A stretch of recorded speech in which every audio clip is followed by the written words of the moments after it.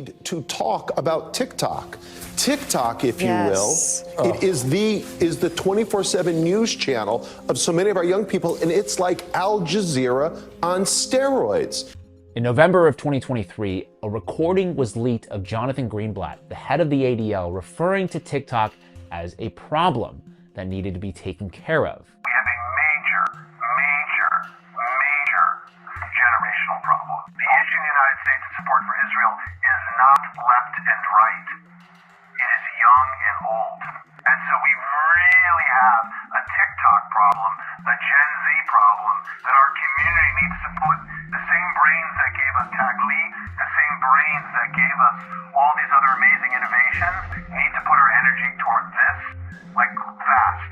Now, one interesting side note here is that I came across an ADL report expressing frustration that they couldn't access TikTok's analytics the way they can with every other big tech company. Like, should they be able to do that? Anyway, now we're about a month into this war, and all these studies started coming out, making claims about the proliferation of anti-Semitism on TikTok. The most notable one from a statistician and tech executive named Anthony Goldblum. He tweeted out on November 30th that a study he commissioned concluded 30 minutes a day on TikTok makes someone 17% more anti-Semitic. Politicians like Nikki Haley would then go on to regurgitate this claim on national television. We do need to ban TikTok once and for all. And let me tell you why. For every 30 minutes that someone watches TikTok, every day, they become 17% more anti-Semitic. Except that survey didn't say that at all, because A, it conflated anti-Israel and anti-Semitic sentiments, which I believe to be different. And B, Goldblum himself admitted that he made some logical leaps when he was drawing his conclusion. But now things are really moving at a rapid pace. The next day, on December 1st, 2023, the New York Post reported that a group of 40 mostly Jewish tech leaders and business executives confronted TikTok CEO Shou Chu over their concerns about anti-Semitism and the allegedly disproportionate popularity of pro-Palestine videos on the app. One of those executives, Anthony Goldblum, the same Anthony Goldblum who we were just talking about. And from everything I understand, the meeting didn't go well in the sense that TikTok didn't commit to a kind of wholesale removal of pro-Palestinian or anti-Israel content. So from then on, the fight against TikTok pivoted from a kind of PR battle that we were just looking at to now laying the groundwork to push legislation through that would ultimately ban the app. In March of 2024, a bill was introduced in Congress, H.R. 7521, called the Protecting Americans from Foreign Adversary Controlled Applications Act, sponsored by Representative Mike Gallagher. Foreign adversary control of what is becoming the dominant news platform for Americans under 30. This is a common sense measure to protect our national security.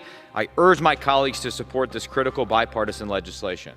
The argument is one we've heard before. TikTok, owned by the Chinese company ByteDance, could pose a threat to US national security by harvesting user data, and its algorithm could also be weaponized to, quote, brainwash Americans. Now, these concerns I do think are valid in a sense, but I think it's worth noting that companies like Facebook and Google engage in similar data collection practices, and then they would go on to sell this data to China.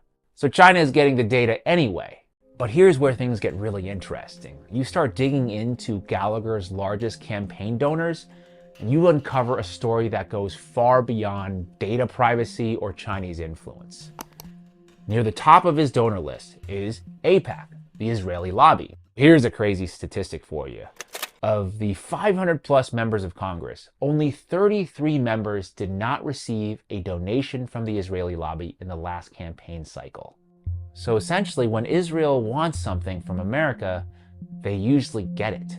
Now, another contributor I want to draw your attention to, Palantir Technologies, which is a defense contractor co-founded by billionaire Peter Thiel.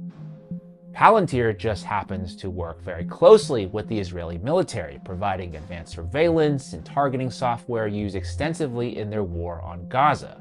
And one of their consultants, a man named Jacob Hellberg, was responsible for writing the bill.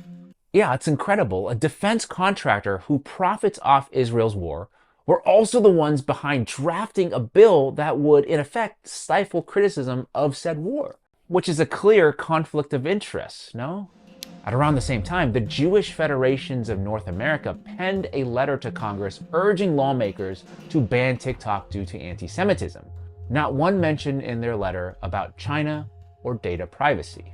TikTok runs all sorts of videos that portray the Israelis acting towards the Palestinians in barbaric ways. And when young people see these videos on TikTok, they obviously become remarkably sympathetic to the Palestinians, and they think badly, to put it mildly, of the Israelis. So the lobby would like to shut down TikTok. On March 23, 2024, HR 7521 passed with largely bipartisan support.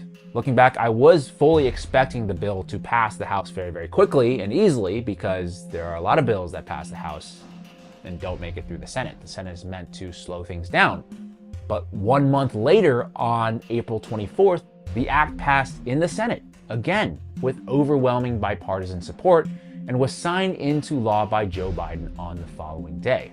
Like I said, I had never seen a bill go through Congress with that kind of speed and velocity, with very little opposition or debate. It's wild. And maybe even wilder, by that summer, Mike Gallagher, the representative who had sponsored the bill, was now working for Palantir as their head of defense.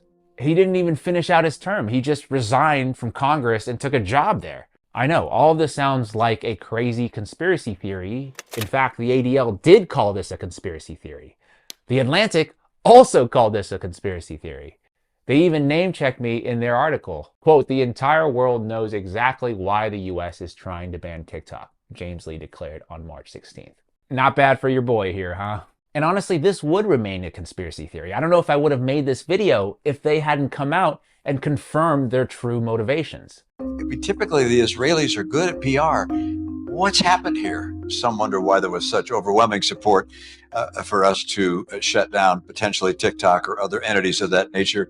If you look at the postings on TikTok and the number of mentions of Palestinians relative to other social media sites, it's overwhelmingly so among TikTok